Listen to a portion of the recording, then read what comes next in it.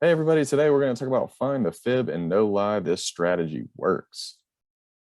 If you don't know what this is, first of all, you want to make sure your students know what the word fib means. We don't use it in everyday language that often, so make sure they know that fib means lie. So you're going to create a list of true statements and then add one that is false. And the way the game works is students are going to try and find the false one and be able to explain why. We know that's a key idea in social studies is explaining why. If you want to use a non-content example and build some classroom community, you can absolutely do the old 3 truths or 2 truths and a lie game. It's basically the same idea. And if you want to stop the video real quick and play, these are a few things about me. So if you guess the first one is the fib, you are right. The rest of them are true. All right, let's get to the content. So you would show this to your students and they would try to find the fib. So feel free to pause the video if you want to. Also, once you think you found it, can you explain it? And also express what type of, maybe what misconception I'm trying to illuminate for students. Hopefully you guessed this one. And we know as US history teachers, students always mix up World War I and World War II. So this is trying to get students to remember the difference between what the US's foreign policy was after World War I versus World War II.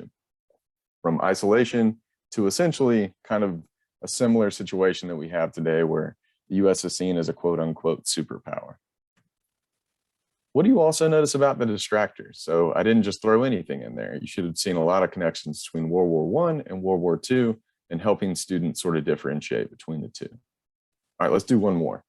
So we've got another one here. Once again, pause the video if you want to. Think about the explanation and potential misconception.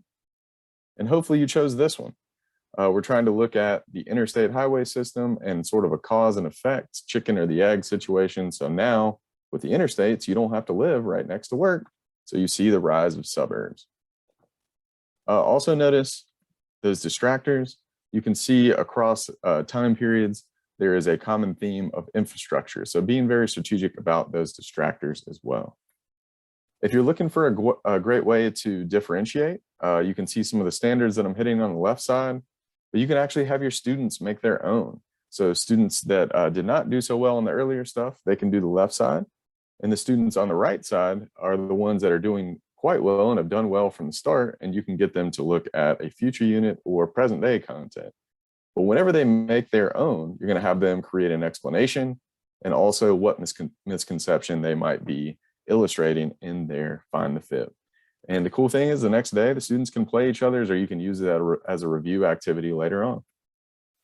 So what did we talk about today? We talked about find the fib, which is a great way to review or preview material. And really it's fast, right? We're always looking for something that's fast and it quickly addresses misconceptions. So things to think about before you implement. Do you want to do the community builder first? What misconceptions do you need to incorporate, right? Do you have some data or something you can pull in, or you just know what your students are going to potentially mess up on? What are those distractors that you can use that can even reinforce or bring up more misconceptions? And can students make their own? And if you do, can you give them the tools to be successful? Hopefully this was helpful and thanks for watching.